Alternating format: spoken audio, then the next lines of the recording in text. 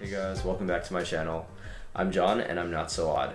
Last video I discussed the pros of moving to Austin, and this video I wanted to discuss the cons or negatives of moving to Austin, which I don't think there are many of, but at the same time when I first moved here I wasn't the fondest person of it.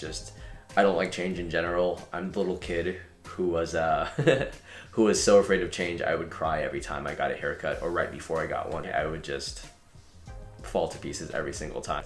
That's genuinely how afraid of change I was in my life. Anyway, the first con I wanted to talk about was affordability. So it's just that Austin is just kind of like right there in terms of how expensive it is, because compared to the rest of Texas, Austin is pretty expensive, but it's definitely not as expensive as New York. Even still, when I moved here, I was expecting to have all this extra money and all these extra cash floats in my hands and to be saving up so much more money than I actually was. And then reality happened. So the second con of moving to Texas would have to be, again, like a contradiction from my last video. All the space, it almost comes across as wasteful because I don't need all the space I have in my house. And I would love to pay like a little bit less of rent to have a smaller place, or to have like everything on a single floor. Because when I have to pay like an electric bill or heating or cooling bill to heat my upstairs and my downstairs, and my living room is just like always freezing cold in the summer and the winter. In the summer it's great that it's freezing cold down there, but in the winter it just really sucks to be in that kind of like freezing environment and an entire floor of your house, and no matter how much you heat it up, the upstairs gets smoldering hot, but the downstairs will stay like frigid cold. It's kind of wasteful how much space that exists in Texas. The overabundance of space, I should say, rather, like really bothers me because of how much it's wasting and how much of this space we could be giving to house it to help other people. So that bothers me. The third thing that I'm gonna say is a con of Texas is the lack of diverse cuisine. And that's not Texas, that's just really where I am in Austin. Apparently if I drive really far north, there's some really good Asian cuisine, but for the most part I hear like the better Asian cuisine, because there's a lot of Asian culture, is over in Houston, and that is not where I am. So for the most part, a lot of the food in Austin, Texas is Tex-Mex and barbecue, or variations of those two things. So if you love those things, you'll really love Austin, but if you're like me and you kind of like a really wide range of foods, like you're gonna be losing out on a lot of things that you left behind in New York.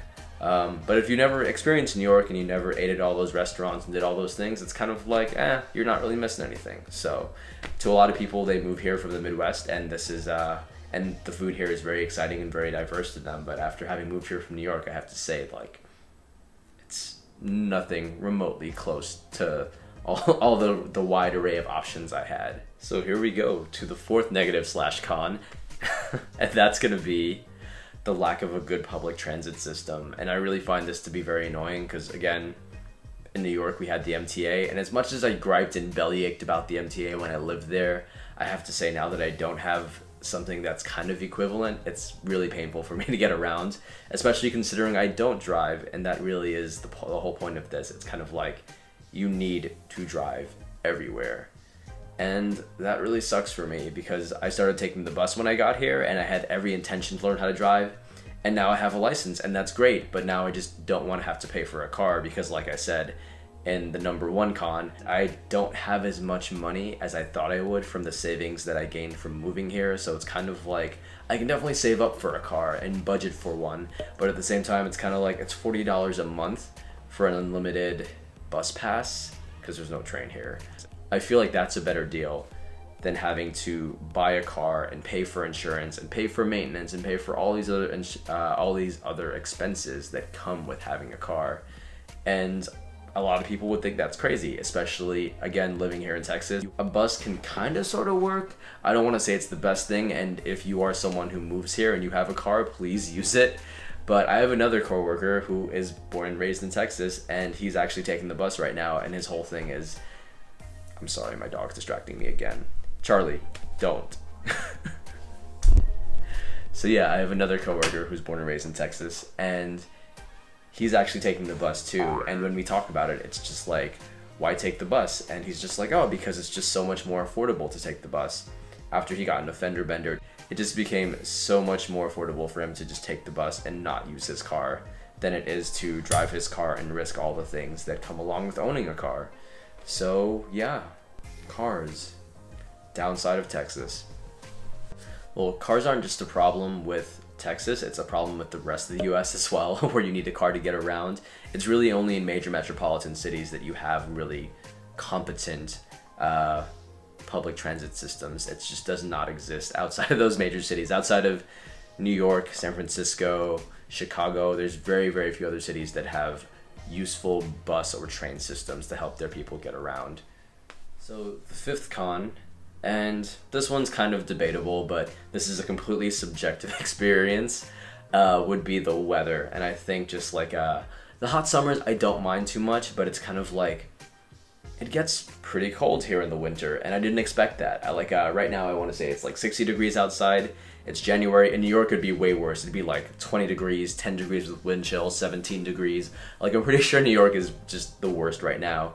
And someone feel free to fact check that for when I post this, because I'm sure the second I say that, the weather's gonna get amazing. It's gonna be 60, 70 in New York, like immediately after I post this. However, Texas gets cold.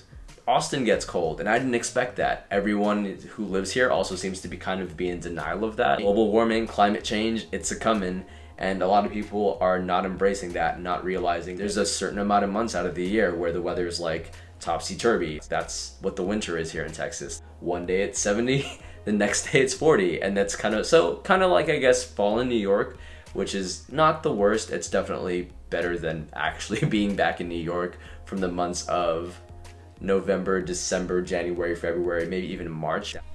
I'm a little mad at myself for how easy it was to make this video about the negative things about Austin. They all just kind of like flooded to me immediately, versus some positives video. I kind of had to really sit down and think of all the amazing things that I had to be grateful for here, which I guess like really shows to what kind of a negative person I really am. If anyone asked me, I would say that I would do it all over again. I would move to Austin, Texas.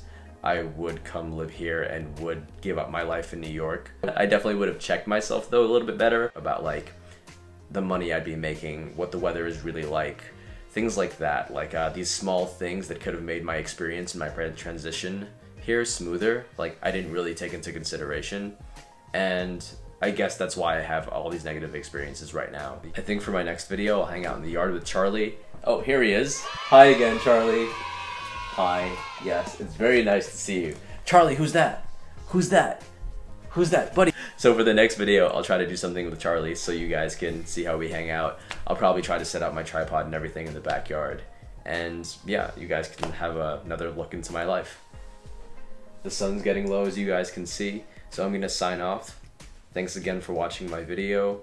Like, comment, subscribe. I'm John, and I'm not so odd. See you next time.